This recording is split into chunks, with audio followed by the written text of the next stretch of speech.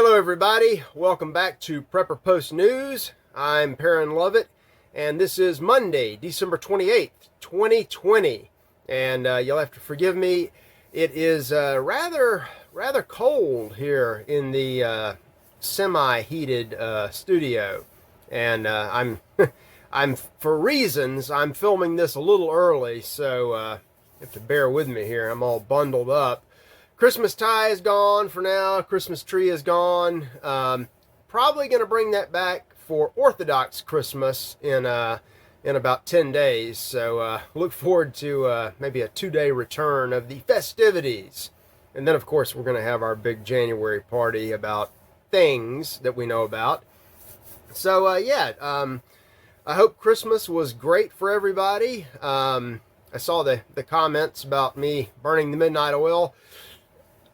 Thanks, but some of these shows are sometimes pre-recorded, as George Carlin used to say. We record before we record for things like that. Not sure what happened with the, well, I am sure. I know what happened with the video for last Friday. Hey, things happen around holidays, and especially something as important as Christmas. But I'm glad everybody found the links, and I was so not happy to have to report the one big news story of Christmas Day. That is our feature topic today. I've actually got a lot of stuff. There was a lot of stuff that built up end of last week that I didn't want to cover, and then we had a busy weekend. But again, it's very cold, so I don't know if we're going to go long or short. I guess we're going to find out. So hello, everybody. Everybody over at the community. FP.com, all of our friends at YouTube, and of course everybody listening at all of the various places where the podcast is found. So yeah, let's get right into it. The featured topic of today, feel free to comment on YouTube or better yet over at the Freedom Prepper community, is the Nashville bombing. I can't remember what time I woke up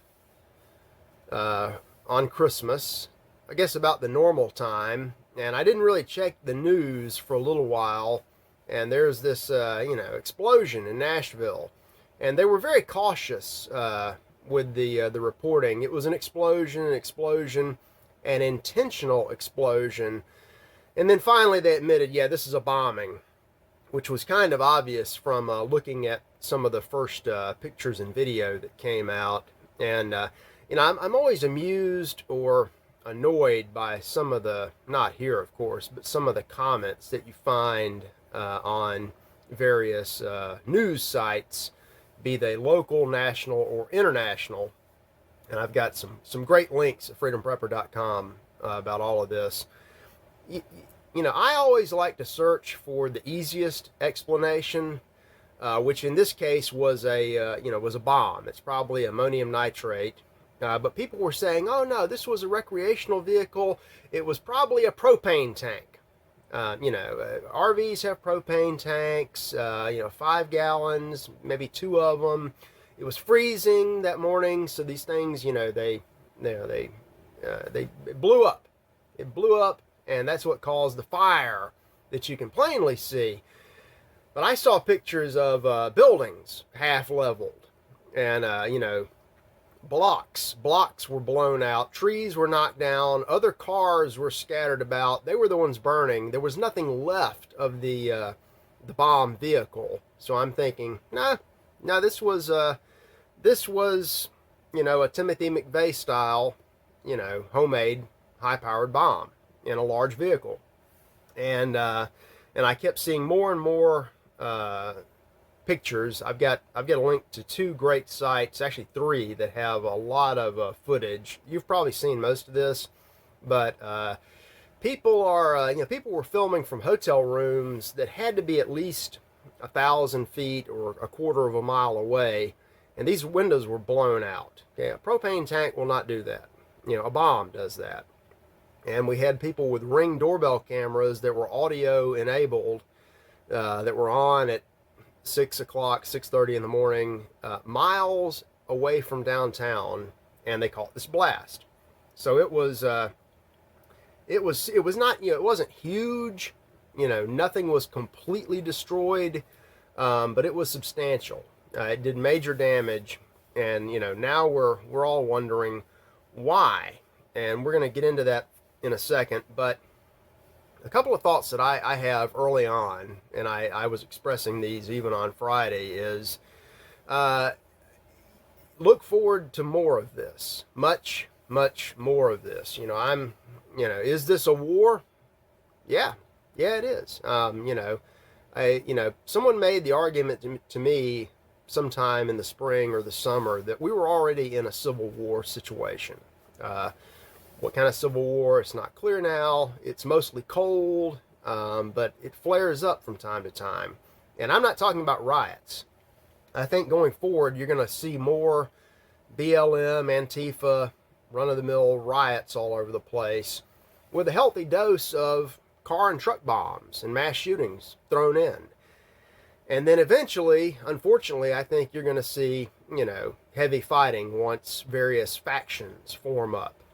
Be that states breaking away, different groups within the government competing for power, which we're, already seeing on some level. But there's going to be more of this. And, to that point, I keep saying, get out of the cities. Nashville is a large city. And if, where do most of these attacks happen? Whether they're random criminal attacks or whether they're, targets for a bombing raid in a war. Well, it's the cities. Why? Because that's where the stuff is. That's where the people are. And I found it enlightening, refreshing, but very interesting that no one was killed in this. I've got a picture of the RV pulling up. Nobody was killed, which is great, and only 3 people were injured, and hopefully they're all going to make a full recovery. But that's the really unusual aspect of this is the warning that was given, and I've got a link to a Twitter post from a camera that recorded all of this. You've probably seen it. And just if you don't know about this, about 1:30 in the morning, 1:22 in the morning, Christmas morning, an RV rolls onto 2nd Street, just off Commerce Street in downtown Nashville, Tennessee, which is right off of the river, adjacent to the stadium where the Tennessee Titans play. And this is a gentrified area full of bars and restaurants and some other things we'll talk about in a second. Right in the heart of the CBD. Central Business District, CBD, which is not an oil. And there were later on, I guess, 4:30, 5 o'clock, people reported, they called 911 to report gunshots, multiple gunshots, high rate, high speed shooting. So the police responded and they found no evidence at all of any kind of shooting. But then they noticed this RV, and they were just thinking it's suspicious. They were calling the bomb squad to come take a look at it, and this is the part I don't understand. I don't understand any of this, but this one really caught me off guard. It starts talking to them. A robo voice, like some of our other videos, came on a loudspeaker and said, "Yeah, 15 minutes. If you can hear this message, you need to evacuate now." And repeated that over and over, counting down, and then the thing exploded rather powerfully. So I've got the Sun and the Daily Mail always have very good pictorial coverage. WKRN also had some good video coverage. The Tennessean, maybe one of the few decent local or non-national papers left in America. They've got one very good story. They've got a separate picture story, and then they even I've got 3 links to their stuff. So what might have been the target? Before we get into who could have done this, and we don't know, I just saw this, you may know by now, but there is a person of interest identified in connection to the Nashville bombing. And even Friday afternoon, Christmas afternoon and evening, they reported finding human remains. And right now, I don't know if that's a perpetrator who was in the vehicle, or if it was a victim, or anything else about that. And I don't know who this person of interest is. I guess we're going to find out. But what was the target? I mean, okay, this is who pulls a truck bomb onto a mostly or completely deserted street on a holiday. And I know people have tried to make this symbolic link to Christmas. I don't think it was an attack on Christmas. That's what made no sense, because you have a time when nobody's going to be on this street, and it's at rush hour or happy hour, it's probably very busy. That would be a time when most terrorists would want to attack. But at this early morning on Christmas, there was nobody around, and not that many people live there. And then they even gave the warning. They gave everybody every chance they could to evacuate, and it seems like the police did a great job in rounding up the few people that live around there and getting them out. That's excellent. What else is around there? Well, everybody keeps subtly pointing to the fact that AT&T has a facility right there, and if I'm not mistaken, in the pictures, it's the tall red brick facade building, maybe 5-6 stories tall, next to a parking garage. And also apparently SunGuard Data Systems has a server farm there where they hold data. What kind of data? I don't know. The AT&T situation is very interesting, because if that was the target, it was semi-successful. It knocked out internet, knocked out cable TV, satellite TV, cell phone service. It knocked out a lot of 911 service. It took local air traffic control out to the point that they had to, the FAA closed off Nashville International Airport. So there was a lot of disruption. I don't have any proof on this, and I'm not really even going to look for it, but in some of these big AT&T switching centers, The Intercept had a great story a few years ago about 8 of them around the country: New York, Atlanta, San Francisco. There's something else inside them. When they were built, or when they were retrofitted, the NSA put a little room in where they can do a direct listening to all of these wire transfers, whether they're internet or phone, fax. So dollar to a donut, there's probably one there. Was that the target? We don't know. And I think this is in general, or specifically about this, in general, we're just going to keep seeing more of this stuff committed by different sides of different issues all over the place. But specifically, we may never know about this one, and look for it to disappear quickly from the news. I don't think from out of the basement, Creepy Joe is going to start calling for a common sense RV control. Nobody needs such a high capacity Winnebago. The founders never envisioned such large V8 Ford powered recreational vehicles. Only the police and military need these. That's only for guns. So who might have done this? Right now, I have no idea. There was a nearly immediate suggestion on both sides of our left-right political divide. Of course, the leftists were saying, it's a Trump supporter. It's the Boogaloos. Well, why would the Boogaloos bomb a deserted street in a mostly white city? That makes no sense. Also, there was a rumor that Antifa had claimed this. Well, Antifa likes to disrupt things, especially people things. And again, there was no one around. So people speculated, is this ISIS? It could be any of those. I mean, it could be, white supremacists, black supremacists, ISIS, Antifa, other groups. It could be somebody with a specific beef against AT&T or the NSA, somebody who's looking to erase data at the SunGuard server farm. It could be anybody. It could be, it could be a domestic. Somebody's ex-wife lived on the second floor and he really wanted to get back at her. We don't know. But just keep an eye open. And again, I think that even by the end of this week, we'll probably see this one start to drift away. So I'll just leave that as it is. But again, get out of the cities. And this reminded me that over the, and I'm not kidding about that. At some point, I need to fish out the old Soviet nuclear strike map of the United States. You can find that, just duck around for it or use Start Page. I think it was last updated maybe around 1980. These were the high value targets that would be first hit by the Soviets in the event of a nuclear war.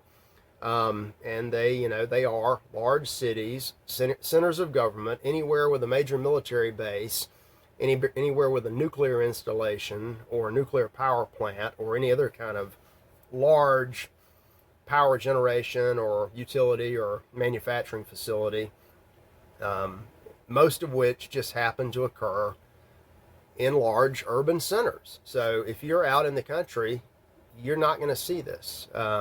So to that end, it's past time to start thinking about making moves. And this summer I wrote a book called Get Out. And it was aimed at young people just graduating from high school or college, who are decent people who are not responsible for what led us to this point, and who don't want to suffer through what's coming. So I may put a link to that. Did not get nearly the attention that I thought it would, and most of the people that liked it were people that I specifically tried to exclude, like baby boomers. I said, boomers, you made this mess. Yeah, don't leave it, But I'll see if I put that up. Other things happening in the, make sure I've got all of this. Yes. All of this stuff. There was an interesting tweet that came out. It was a leaked Zoom call. I think you probably know what I'm talking about. I was going to play that. I had the audio set up, and I went to check, and this tweet is from a suspended account. Thank you, Jack Dorsey, you little munchkin bearded weirdo. Who could have foreseen that? Because what was on the leaked Zoom call? Well, it was the Associated Press President-elect Joe Biden talking to his Brady Bunch, square circle people, and he was saying, somebody had a transcript of this, the country is doomed, I tell you. It's doomed, not just because of African Americans, but because by 2040, this country is going to be minority white European. You hear me? He said that a couple times. You hear me? And you guys are going to have to start working more with Hispanics. They make up a larger portion of the population than y'all do. So Mr. Love and Peace, and totally not a racist. When I did the Kraken talk, I pointed out that the primary plaintiff in Georgia was C.J. Pearson, and I made a somewhat emotional call for the Biden-Harris camp to denounce the systemic racism against C.J. Pearson that deprived an African-American teenager of his vote, which went up with Georgia anyway, and will be counted for Georgia. But of course, no condemnation from Biden, and then we get this. But rest assured, they're going to say that you're the racist, and there's much more on that later. About this big thing that's not a vaccine that we're not supposed to talk about, Rudy Giuliani dropped a big warning on Christmas Day on his podcast that all at once the evidence was just going to pour forth. And we're not supposed to talk about evidence, so I'm not saying what kind of evidence. Just be on the lookout for evidence. And if you want some evidence about an election, I've got a treat for you. I've got a link to 270 pages of evidence of massive electronic voting fraud that occurred in 2020, not in a historical U.S. presidential election. No. I would call your attention to page 94 of the giant PDF file, where you'll see fraud in a local school board election. That's not presidential. That's not historic. That's run-of-the-mill local school board election in Antrim County, Michigan. And I think somewhere earlier I already quoted the rate of error discrepancy. Law allows for 0.00008% error, and these people were pushing out 68% error. So just a little off. Totally ruined the school board election in Antrim County, Michigan. Do take a look at that. But if you're looking and you're noticing, this one is not going to age well at all. I saw this and I thought, wow, they went there. I found a story, of course, from the Washington Post, and let me just read the title to you. This is unbelievable. And it goes to the finger pointing. Who did what to whom? Denying the Holocaust threatens democracy. So does denying the election results. And by the way, we're on board with YouTube policy about censorship. No talking about anything here. I'm just reading from the Washington Post. I mean, democracy dies in darkness. They say that we know how to fight big lies. Now it's time to start fighting democracy denial. And this is by Deborah Lipstadt and Norman Eisen. And I did a cursory check right there at WAPO, and I believe they are part of the Holocaust movement in America. And they have most unwisely tied denial of the Holocaust to denial of, I guess, a school board election in Michigan. And we know how to fight big lies. I guess with much, much bigger lies. So, again, these are people that are not going to have a good January. And if you think about the ramifications of what they have idiotically put out here, so okay, so if the one is proven to be totally wrong, if fraud is proven, what does that say about... They didn't think that through. They're not thinking at all about this stuff. They're just commanding and controlling. And I'll just go ahead and say they're lying to you. They've been lying to you. They're going to keep lying right up until January 20th when we have our party. And Lord only knows what's going to happen. Lord only knows. Also, we've got so many things we are not allowed to talk about. Can't talk about the dangers of a vaccine, even though Local 10 out of Miami is reporting that some university wants to do a further study on male fertility about some kind of drug that's out now. I don't know anything about it, but read the short statement where they warn that men who may consider taking this new drug that I don't know anything about might want to freeze their sperm first. That's not a fertility warning. That's just common sense. It's like banning RVs or Second Street. If you have a Second Street in your city, you're literally Hitler. So you can't make this stuff up. I found some more stuff on the war on Christmas. I kind of left that alone before Christmas. Didn't want to be a downer, but I've got a link to 4 stories. I'll talk about the last one. They don't want you having any fun. They don't want us to have, they don't want us to have our religion. They don't want us to have traditions. AccuWeather, I always check AccuWeather for the forecast, and they have little news stories.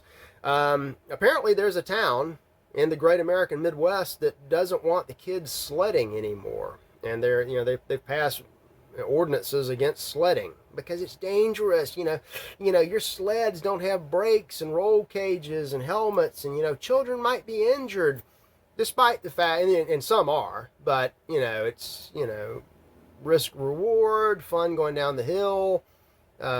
People have been doing it for probably thousands of years. Big Nanny State, telling us what to think and how to live. And that may even affect the kids coming up in our final word of the day. The Coronials. And I was just talking the other day about we're not seeing a baby boom coming out of the pandemic of 2020. We had hundreds of millions of people locked down. You would assume that some men were locked down with some women, and a stork might have flown in. It apparently is not happening on a large scale, but there are a few Coronial babies being born now, and that's the name that one of the moms of the first babies gave to the little boy or girl. It's a story, you can check it out.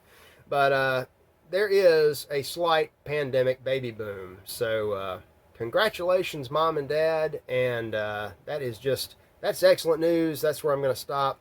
We're going to have more on the news of the week. We probably, by the time you see this, we probably already will know a little bit more about Nashville. But I'm not looking forward to a lot of clarity on that, other than the fact that you can keep, expecting to see things like that over and over again in the United States of America. And if you read my Get Out book, I'm pushing a lot of Central and Eastern Europe. You guys keep a close eye on this situation also. Western Europe is about where America was 1970, 1980. They can still turn back if they want to. They're showing no signs of intelligence whatsoever. But you guys in the East, you're the future of the West. Just don't participate in this stuff to begin with. And, truck bombs won't be going off on your streets on a Christmas morning. So we'll have more tomorrow. Have a wonderful Monday. This is still Monday. I'm Perrin Lovett, signing off.